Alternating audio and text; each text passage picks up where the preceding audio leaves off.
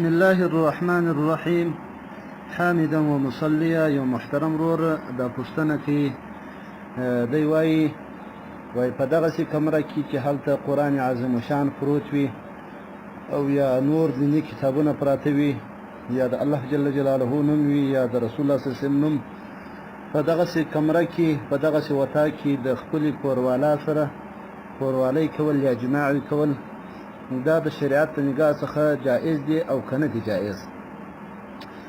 د دغه محترم رور د پوښتنې جواب زموږ د فقه حنفي د رویه څخه دا دی چې محترم رور که چیرې قرآن عظیم شان په یو المارۍ یا پر یو لوړ تخت باندې یا په یو تاخچه کې پروت وي او محفوظ وي پټ وي نو په دې کې څه مضایقه نشته څه مشکل نشته. په هغه کمره کې د خپلې کوروالا سره جماع کول څه مشکل نه لري. فتاوا محمودیه دریم جلد صفحه 528 په حواله سره ده فتاوا عالمگیری چې هغه به پنځم جلد 322 صفحه ده باب خامس في آداب المسجد والقبلة والمصحف رشیدیه ولا چاپ.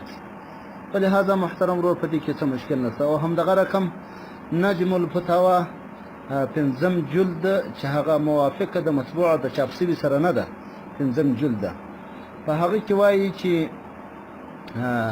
په دغسې کمره کې چې هلته قرآن موجود وي یا د الله نوم وي یا بل داسې کتاب وي نو د خپلې زنانې سره جماع کول دا څنګه دی؟ نو هغه وایي چې دا جائز دی په دې کې څه مشکل نشته. چې پر هغه باندې یو کپړه پرته وي یا په المارۍ کې وي نو په دې کې څه مشکل نشته. د جواز کې هیڅ خبره نشته. البته اولا او بهتره دی وایي دا دی چې هغه قرآن محفوظ وي او پټ وي یا په یو پوښ کې وي او یا کتابونو باندې یو ټوکر واچولی سي لیکن روا دی خو دا اولا دا دی. هم یې حواله ورکړې ده و فتاوا عالمگیري ته پنځم جلد صفحه 322 يجوز قربان المرأة في بيت فيه مصحف مستور كذا في القنية. وایي نږدېکت د خپلې زنانې سره په هغه خونه کې چې په هغه کې قرآن عظیم شان وي او هغه هم پټ وي. او په دوري مختار شپږم جلد صفحه 423 کې وایي لا بأس بالجماع في بيت فيه مصحف للبلوى. وایي باک نشته په جماع په کوروالي سره په هغه خونه کې چې په هغه کې قرآن هم وي د وجې څه د بلوا عمومي بلوا د خامخا په هر کور په هره خونه کې یا دیني کتاب یا قرآن وي نو دا مشکل دی. دغه مشکل د وجې څخه د کوروالی وایي جایز دی. او دغه رقم په رد المحتار کې دغه قول لاندې د دوري مختار وایي چې لا بأس بالجماع في بيت فيه مصحف للبلوى قيده في القنية بكونه مستورا. په قنیه کې وایي ویلي دي چې مستور به وي.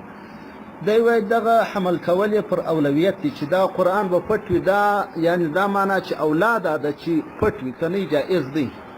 نو دا نجم الفتاوا پنځم جلد صفحه چې د 390. والسلام علیکم ورحمة الله وبرکاته.